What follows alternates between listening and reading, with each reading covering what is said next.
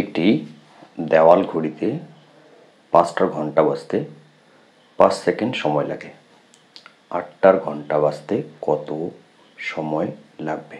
অর্থাৎ যে সমস্ত ঘড়িগুলোতে ঘন্টার আওয়াজ হয়, যেমন 12টার সময় 12টা ঘন্টা, 1টার সময় 1টা ঘন্টা, 2টোর সময় 2টো ঘন্টা, 5টার সময় 5টা ঘন্টা পরে, 8টার সময় 8টা ঘন্টা পরে।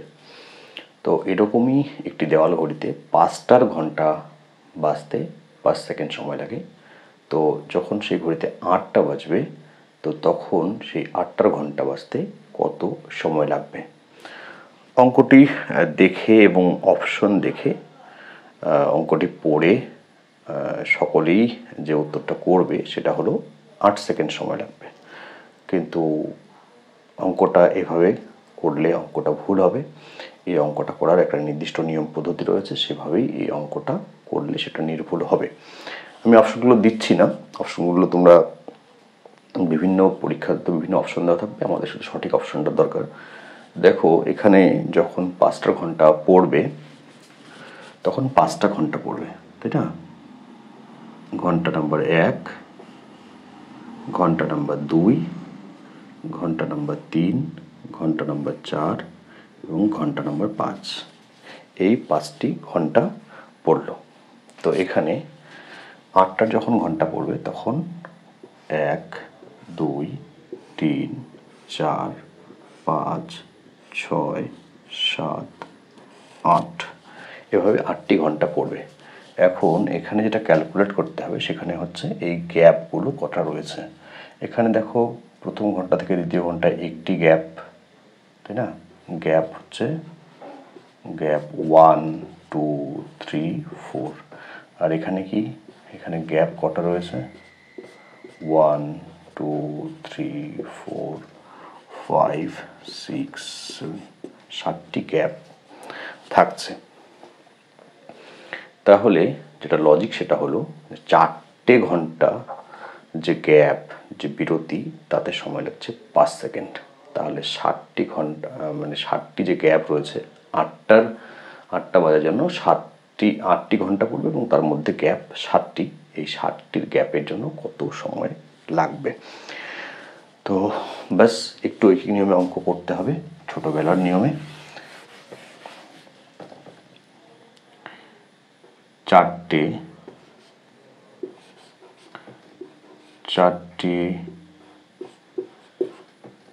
গ্যাপ বা শূন্যস্থান যাই লিখি না কেন, 4টি বা বিরতি, 4টি বিরতির জন্য সময়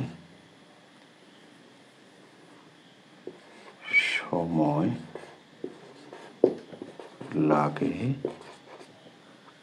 5 সেকেন্ড। হলো এসিসি বা যাই লিখি না কেন, তোমরা তো বুঝে গিয়েছো। তাহলে একটি বিরতির জন্য সময় লাগে সমান সমান 5/4 সেকেন্ড। সুতরাং 60টি, তাই না? 8টার ঘন্টা পড়ার জন্য মাঝে 60টি বিরতি থাকছে। 60টি বিরতির জন্য সময় লাগে সমান কত? 5/4 গুণন 7। তাহলে এবার গুণ করে কাটাকুটি করতে হবে। 5/4 into 7, that is 35/4। আর এটাকে যদি ভাগ করা হয় তাহলে 8/4 সেকেন্ড, যেটাকে সাধারণত অপশন এভাবেই দেওয়া থাকবে। আর যদি এটাকে আমরা সংখ্যা লিখি তাহলে 8.75 সেকেন্ড। ঠিক আছে, এই হলো এটার উত্তর। যদি 7-1 দিয়ে অ্যাস্ট্রিক্স দেওয়া রয়েছে, আবার 7-1 সংখ্যাটি 9 দ্বারা বিভাজ্য হয়, তবে এই যে অ্যাস্ট্রিক্স বা তারা চিহ্ন, এই যে লুপ্ত অংশ যেটা আমরা দেখতে পাচ্ছি না, সেই অংশের যে অঙ্কটি, সেই অংশে কোন অঙ্কটি বসবে? তাই না?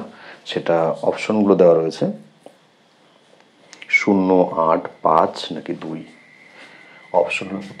0, 8, 5 নাকি 2, কত বসবে, এটাই কোনটা এর মধ্যে কোনটা বসবে। তো দেখো এই যে অঙ্কটা রয়েছে এটা একটা বিভাজ্যতার অঙ্ক, এবং 9 দ্বারা কোন সংখ্যাগুলো বিভাজ্য, যদি আমরা এই নিয়মটি জানি তাহলে এই অঙ্কটি খুব সহজেই করা যেতে পারে। এখন 9 দ্বারা যে সমস্ত সংখ্যাগুলো বিভক্ত, সেই যে সংখ্যা তার অঙ্কদ্বয়ের সমষ্টি অবশ্যই 9 দ্বারা বিভাজ্য হবে। সূত্রটি কি? যে 9 দ্বারা যে সমস্ত সংখ্যাগুলো বিভাজ্য সেই সংখ্যাটির অঙ্কগুলির সমষ্টি অবশ্যই 9 দ্বারা বিভাজ্য হবে। একটু উদাহরণ দিয়ে বুঝিয়ে দেই। যেমন মনে করো 9, তাই না? 9 তো 9 দ্বারা বিভাজ্য, আর এর অঙ্কদ্বয় একটাই আছে সিঙ্গেল, তো সেটা একই। মনে করো 18, 9 দ্বারা ভাগ করা যায়, তাই না? ভাগ করলে কত হয়? 2 হয়। আবার এই যে 1 আর এই যে 8, 1 আর 8 যোগ করলে কত হয়? 9, তো সেটাও 9 দিয়ে ভাগ করা যায়। যেমন মনে করো 36, 36 9 দ্বারা বিভাজ্য, আমরা সকলে জানি, 4 9 36। আবার এই 3 আর 6 যোগ করলেও কত হয়? 9 হয়, তো সেটাও 9 দ্বারা বিভাজ্য। আর একটু বড় সংখ্যা নিই, ধরে নাও 1 2 3 4, 1 2 3 4 8, 1 2 3 4 8। এখানে কত হচ্ছে দেখো, এটাও কিন্তু 9 দ্বারা বিভাজ্য হবে। কিভাবে? 1 2 1 3, 3 3 6,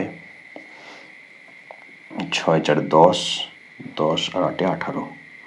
তো যেহেতু এর যে অঙ্কদ্বয় 1 + 2 + 2 + 3 + 4, 3 + 4 4 + 8, এটা যেহেতু যোগ করে 18 হয় এবং সেটাকে যেহেতু 9 দ্বারা ভাগ করা যায়, সুতরাং এই সংখ্যাটিকে 9 দ্বারা ভাগ করা যাবে। তো এখানে যে অপশনগুলো দেওয়া রয়েছে,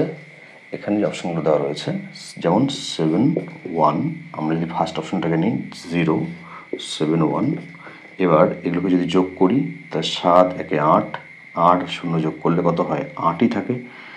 আর তার সঙ্গে আবার 7 যোগ করলে 8 7 15 আর 1 16, তো 16কে তো 9 দিয়ে ভাগ করা যায় না, তাই না?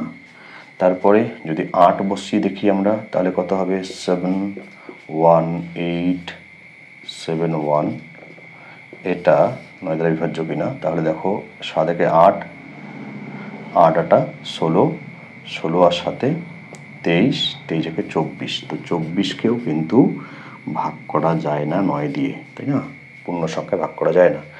তো এখানে যদি আমরা 5 বসাই তাহলে হবে না, এবং আমি ফাইনালি আসছি, দেখো 7 1 2 7 1, ঠিক আছে? 7 1 2 7 1, তো 7 1 8, 8 2 10, 10 7 17, 1 18, এগুলো যোগ করলে কত হচ্ছে? 7 আর এটার সঙ্গে এটা, এটার সঙ্গে এটা, এটার সঙ্গে এটা যোগ করলে 18 হচ্ছে। আর এই 18কে 9 দিয়ে ভাগ করা যায়।